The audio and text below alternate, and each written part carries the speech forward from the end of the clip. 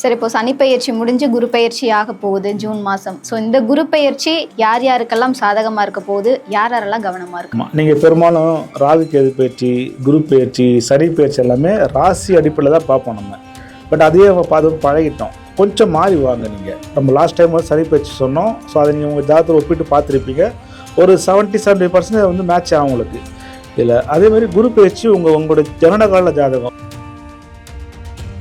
இப்போ செவ்வாய் இருக்கார் அப்படின்னா தன்னோட சகோதரன் சார்ந்த உறவுகளில் இவ்வளோ நாளாக 2 பேரும் அடிச்சுன்னு பிடிச்சின்னு இருப்பீங்க, 2 பேரும் சண்டையாக இருந்திருக்கும், வாய்க்காதராக இருந்திருக்கும். அந்த சகோதர வழியில் ஒரு மேன்மையும் சகோதர ஒற்றுமையும் கொடுக்க போகுது. யாரெல்லாம் கவனமாக இருக்கும்? அதே மாதிரி நிறைய பேர் குழந்தைங்க வெயிட் பண்ணியிருப்பாங்க, குழந்தை செல்வம் வேணுன்றவங்களாம். அவங்களும் இப்போ அந்த அந்த மருத்துவ ரீதியான குழந்தைகள் அதில் இன்னும் அட்வான்ஸாக போகும். பண கட்டுப்பாடு கொண்டு வர்றது இல்லை புதிய வழி பண பரிமாற்றம். இப்போ யூபிஐலாம் வந்து இல்லை, அந்த மாதிரி பணத்துக்கு இன்னும் அடிச்சுலாம் என்னென்ன பண்ணலாம், இப்போ பண பரித்துணை இன்னும் அதிகமாக என்னென்ன லெவல் பண்ணலான்ற விஷயம்லாம் கொண்டு வருவாங்க.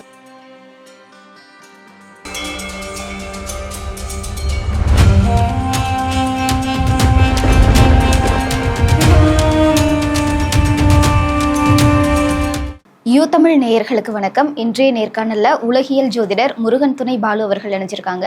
ஜோதிடம் சார்ந்த நிறைய விஷயங்கள் கேட்டு தெரிஞ்சுக்க போகிறோம், பேசலாம். வணக்கம் சார். வணக்கம்மா. சரி, இப்போ சனி பெயர்ச்சி முடிஞ்சு குரு பெயர்ச்சி ஆக போகுது ஜூன் மாதம். ஸோ இந்த குரு பெயர்ச்சி யார் யாருக்கெல்லாம் சாதகமாக இருக்க போகுது, யார் யாரெல்லாம் கவனமாக இருக்குமா? நீங்கள் பெரும்பாலும் ராகு கேது பயிற்சி, குரு பயிற்சி, சனி பயிற்சி எல்லாமே ராசி அடிப்படையில் தான் பார்ப்போம் நம்ம. பட் அதையே நம்ம பார்த்து பழகிட்டோம். கொஞ்சம் மாறி வாங்க. நீங்கள் நம்ம லாஸ்ட் டைம் வந்து சனி பயிற்சி சொன்னோம். ஸோ அதை நீங்கள் உங்கள் ஜாதகத்தை ஒப்பிட்டு பார்த்துருப்பீங்க. ஒரு 70% வந்து மேட்ச் ஆகும் உங்களுக்கு இல்லை. அதேமாதிரி குரு பயிற்சி உங்களோட ஜனனகால ஜாதகம். உங்கள்கிட்ட ஒரு நோட்டு போட்டுச்சிருப்பீங்க உங்கள் பிறந்தபோது, இல்லைனா கூட உங்களோட டேட்டா படுத்து கூகுளில் போட்டால் அதையும் உங்களுக்கு ஜாதகம் எடுத்து கொடுத்துரும். அந்த கட்டத்தை எடுத்து வச்சுங்க. நம்ம சொல்கிற கட்டத்தோட கம்பேர் பண்ணுங்க. கம்பேர் பண்ணி நடக்கிற விஷயத்தை பார்த்துங்க. இப்போ நீ குரு வந்து மிதுன வீட்டிலேருந்து கடக வீட்டுக்கு என்னைக்கு வராருன்னா 6ஆம் மாதம் 2ஆம் தேதி. அப்போ 2ஆம் தேதி 6ஆம் மாதம் மத்தியானம் ஒரு 2 மணிக்கு குரு பேச்சு ஆகிறாரு. திருக்கணிதப்படி நம்ம திருக்கணிதை ஃபாலோ பண்ணால அதன் அடிப்படையில் உங்களுக்கு சொல்லிடுறேன் உங்களுக்கு. அப்போ 2ஆம் தேதி 6ஆம் மாதம் 2026 மத்தியானம் 2 மணிக்கு குரு பேச்சு மிதுனத்திலேருந்து கடக வீட்டுக்கு உள்ள நுழையிறாரு. ஓகேங்களா?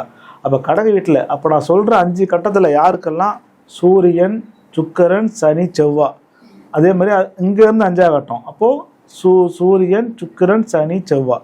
அதுக்கடுத்தது சூரியன், சுக்கிரன், சனி, செவ்வாய். அதே மாதிரி மீனத்தில் இது கூட்டாகவும் இருக்கலாம், இல்லை இந்த கிரகங்கள் தனித்தனியாக இருக்கலாம், எப்படினாலும் இருந்துக்கலாம், பிரச்சனை கிடையாது. இப்போ ஒரு பேச்சுக்கு சூரியன் மட்டும் தனியாக இருக்கலாம், இல்லை சுக்கிரன் மட்டும் தனியாக இருக்கலாம், இல்லை சனி மட்டும், ஏதோ ஒரு கிரகம் தனியாக இருந்தாலும் கூட்டாக இருந்தாலும் நான் சொல்கிற பலன் உங்களுக்கு ஆப்ட் ஆகும். என்னென்னா இந்த ஜாதகங்களுக்கெல்லாம் அடுத்த குரு பேச்சு ஒரு ஜாக் பாட்டை கொடுக்க போதுன்னு அர்த்தம். அப்போ இங்கே சந்திரன் எடுத்துக்கலாம் நீங்கள். அதே மாதிரி சந்திரன் இருந்தாலும் ஓகே தான். ஓகேங்களா? இப்போ இந்த ராசி கிரகம் எடுத்துக்கலாம். இப்போ ஜென்ம குரு வந்து வனவாசம் சொல்லிட்டு ஒரு பேச்சு பேசுவாங்க. ஸோ அதை நீங்கள் மைண்டில் வச்சுக்காதீங்க. அப்போது ஒரு சந்திரன் எடுத்துங்க.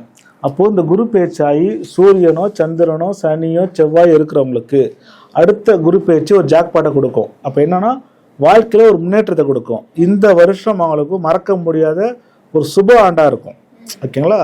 அப்போ என்னன்னா ஒரு வீடு வாங்குறதா இருக்கட்டும், இல்லை அரசாங்க வேலை எதிர்பார்த்தவங்களா இருக்கட்டும், இல்லை சொந்தமாக ஒரு காலி இடம் வாங்கலாகட்டும், இல்லை சொந்தமாக தொழில் தொடங்கலாகட்டும், இந்த மாதிரி ஏதோ விஷயத்தில் அவங்களுக்கு ஒரு பிளஸிங்கை கொடுக்கும். இது கண்டிப்பாக கிரகம் கூட்டாக இருக்கலாம், தனியாக இருக்கலாம். ஒரு பேச்சுக்கு சூரியன் இருக்குன்னு வச்சிங்களேன்.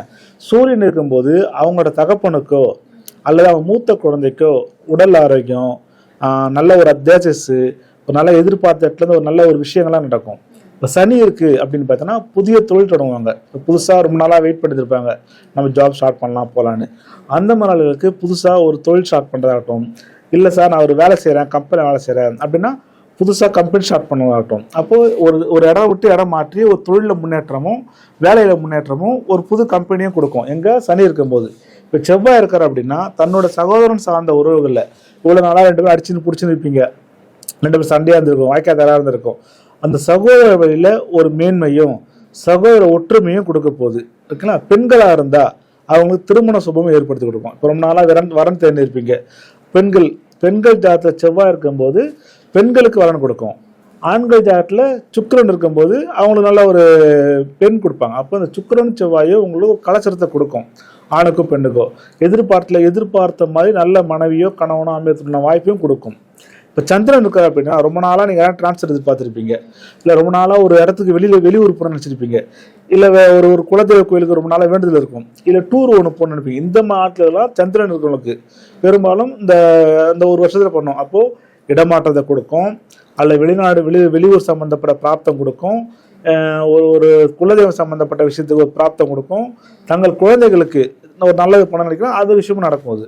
ஸோ இந்த 5 கட்டங்களில் இந்த 4 கட்டத்தில் யாருக்கெல்லாம் நான் சொல்கிற கிரகங்கள் இருக்குதோ அவங்களுக்கு எல்லாமே அடுத்த குரு பேச்சு ஒரு நல்லதை பண்ணி கொடுக்கும் அப்படின்றது 80% நம்பலாம். நீங்கள் இதில் 80% உங்களுக்கு நல்லது பண்ணி கொடுத்துரும். யாரெல்லாம் கவனமாக இருக்கணும்? இப்போ அதே ஜாதகத்தில் எங்கெல்லாம் ராகு கேது இருக்குதோ, அதாவது கடக வீட்லேயோ விருச்சிக வீட்லேயோ மகர வீட்லேயோ மீன வீட்லேயோ இந்த ராகு கேதுன்னு இருக்கும். இவங்க 2 ஒன்றா இருக்க மாட்டாங்க, தனித்தனிப்பாங்க. ஒன்று ராகு இருக்கும், இல்லை கேது இருக்கும். ஓகேங்களா, ஏதோ ஒன்று இருக்கும்.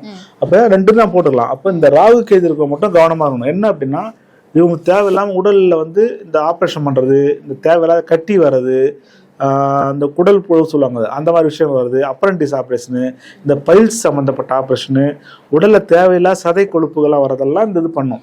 அப்போ அடுத்த 1.5 வருஷம் இந்த இருக்கிறவங்க இந்த மாதிரி ஒரு நோய் சம்மந்தப்பட்ட விஷயம் பாதிக்கும். சில பேர் கேது அப்படி இருக்கும், ராகு இருந்தால் இந்த மாதிரி விஷயம் பண்ணும், கேது இருந்தால் கடன் அடைக்கும். அதாவது உங்களுக்கு புதிய கடனை உற்பத்தி பண்ணி கொடுக்கும், இல்லை பழைய கடன் அடைச்சி கொடுக்கும். இந்த 2 விஷயத்தில் என்ன ஒன்று பண்ணும். அப்போ இந்த ராகு கேதுகளை மட்டும் கொஞ்சம் கவனமாக இருக்க வேண்டிய சூழ்நிலை. ராகு இருக்கும்போது அப்ரண்டிஸ் சம்மந்தப்பட்ட விஷயமோ, பயில் சம்மந்த விஷயமோ, இல்லை குடல் புழு சம்மந்த விஷயமோ, குடல் சம்மந்த விஷயமோ, உடலில் தேவையில்லாத கட்டியே வரும். கேது இருந்தால் தேவையில்லாத கடனை கொடுக்கும். உங்களை ஏன்னா ஒரு இதில் இன்வெஸ்ட் பண்ண வச்சு மாட்டி விடும், ஏதோ ஒரு விஷயத்தில் நம்ம கடன் ஆக்கும், தேவையில்லாமல் இருக்கும், கடனை உண்டு பண்ணி கொடுத்துரும். ஸோ இது மட்டும் நீங்கள் கவனமாக இருக்க வேண்டியது. அதே இடத்துல செவ்வாய், இந்த கிரக காம்பினேஷனோட செவ்வாய் இருக்காரு. இப்போ ராகுவோட சேர்ந்து செவ்வாய் இருக்காரு, ராகு கேது சேர்ந்து செவ்வாய் இருக்காரு, ராகு கேது செவ்வாய் இருக்காரு அப்படின்னா இவங்களுக்கு உஷ்ணம் சம்பந்தப்பட்ட நோய் வரும். ஏன்னா அந்த ராகுவோட கேதுவோட செவ்வாய் இருக்குது இந்த பாவத்தில் அவங்களுக்கு உஷ்ணம் சம்பந்தப்பட்ட நோய் வரும். சில பேருக்கு அம்மை நோய் வர்றதெல்லாம் இருக்கும், இந்த சின்னம்மை பெரியம்மை, இந்த மாதிரி நோயெல்லாம் இந்த மாதிரி காம்பினேஷன் கொடுக்கும். அப்போ ராகுவோட செவ்வாயோ கேதுவோட செவ்வாயோ, ராகுவோட செவ்வாயோ கேதுவோட செவ்வாயோ, ராகுவோட செவ்வாயோ கேது செவ்வாய் குரு இருக்கும்போது அவங்களுக்கு உஷ்ணம் சம்பந்தப்பட்ட நோய்கள், மஞ்சக்காமாலை சம்மந்தப்பட்டது, அம்மை சம்மந்தப்பட்டது, மேலும் இந்த உஷ்ணம் சம்மந்தப்பட்ட என்னென்ன நோயெல்லாம் இருக்கிறோ அதெல்லாமே கொடுக்கும். இவங்களாம் அந்த அடுத்த 1 வருஷம் கவனமாக இருக்கணும். அப்போ குளிர்ச்சியான உணவுகளும் சத்தான உணவுகளும் சாப்பிட்டுக்கணும், ரொம்ப வெயில சுற்றக்கூடாது. இவருக்கு ஒரு நெகட்டிவான பலன் இது. ஓகே, உலகியல் சார்ந்த நிகழ்வுகள் எதுலெல்லாம் கவனமாக இருக்கணும், என்ன விஷயங்கள் நடக்க போகுது சார்? ஓகே, இப்போ இந்த குரு பேச்சு வச்சு நம்ம உலகியல் சம்மந்தப்பட்ட விஷயம் போகும்போது தன தானியங்களோட விளைச்சல் குறையும். அப்போ நம்ம தானிய விளைச்சல் போடுவோம். இப்போ விவசாயம்லாம் நிறைய பேர் தானியம் போடுவாங்க. அப்போ அந்த தானியம் சம்மந்தப்பட்ட விளைச்சல்கள் கண்டிப்பாக குறையும். விவசாயத்துறையில் சிறு குளறுபடி ஏற்படும். அப்போ தானிய தட்டுப்பாடோ தானியத்தினால விளைச்சல் குறைஞ்சும் உணவு தட்டுப்பாடு வரதுக்கான வேலையை பண்ணி கொடுக்கும். ஏன் அப்படின்னா இங்கே குரு இருக்கும்போது இங்கே சனி இருப்பார். இந்த குருவுக்கு சனி திரிகோணத்தில் வரும்போது விவசாயத்துறையில் சில மாற்றங்கள் ஏற்படும். அப்போ புதிய யுக்தியில் உள்ளே கொண்டு வருவாங்க. அப்போ இவ்வளோ நாளாக செஞ்ச விவசாய முறையை மாற்றி ஒரு புதிய விவசாய முறையை கொண்டு வருவாங்க. அதே நேரத்தில் தானியங்களோட விலைவாசி ஏறும்.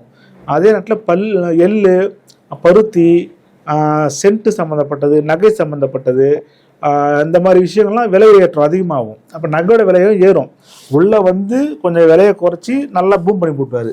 அப்போ நவதானியங்கள் சம்மந்தப்பட்ட பயிரிடுறவங்க கவனமாக இருங்க, பருத்தி சம்மந்தப்பட்ட விஷயம் பயிரிடுறவங்க கவனமாக இருங்க, சூரியகாய் சம்மந்தப்பட்ட பயிரிடுறவங்க கவனமாக இருங்க, எள்ளு சம்மந்தப்பட்ட விஷயம் பயிரிடுறவங்க கவனமாக, இவங்கெல்லாம் கவனமாக இருக்க வேண்டிய காலகட்டம் இது. அந்த 1 வருஷத்துக்கு உங்களுக்கு நன்மை தரக்கூடிய விஷயங்கள் என்னென்ன நடக்க போகுது? நன்மை தரக்கூடிய விஷயம் எப்படி பார்க்கும்போது உங்களுக்கு புது தொழில் யுக்தி உள்ள வரும்.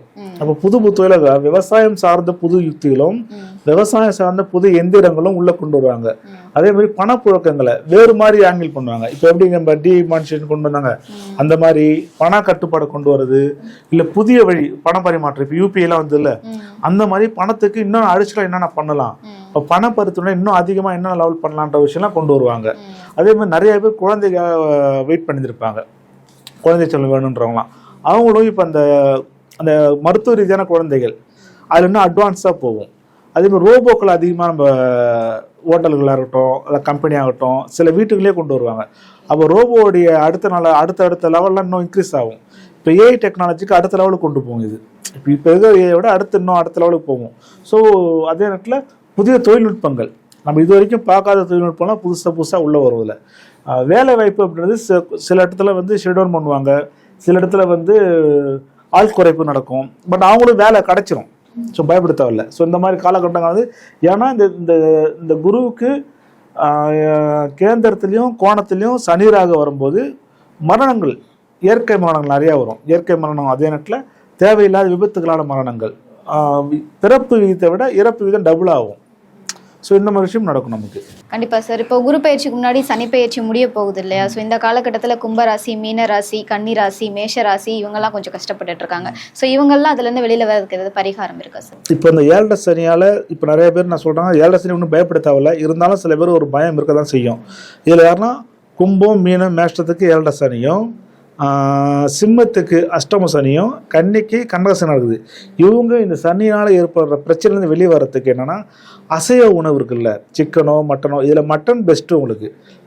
மட்டன் வந்து ஃபஸ்ட்டு எடுத்துங்க. மட்டன் ஒரு ரேட் அதிகனால முடியாதவங்க சிக்கன் எடுத்துங்க.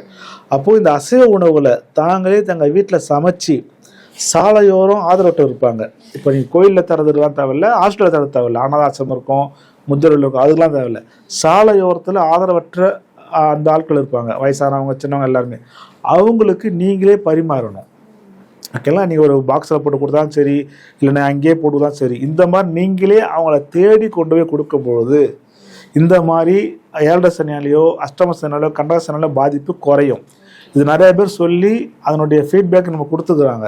ஸோ இது ஏன் அசைவ சாப்பாடுனா இந்த காலகட்டத்தில் இந்த கிரக சேர்க்கைக்கு அதை கொடுக்கும்போது நல்லது பண்ணோம். இல்லை சார் எங்களால் அசைவம் பண்ண முடியாது, நாங்கள் வந்து வெஜிடேரியன் அப்படின்னு நினைக்கிறவங்க இந்த வெரைட்டி ரைஸ் சொல்லுவாங்க. நம்ம அந்த மாதிரி வெரைட்டி ரைஸ் 8 விதமான ரைஸ் இருக்கும்.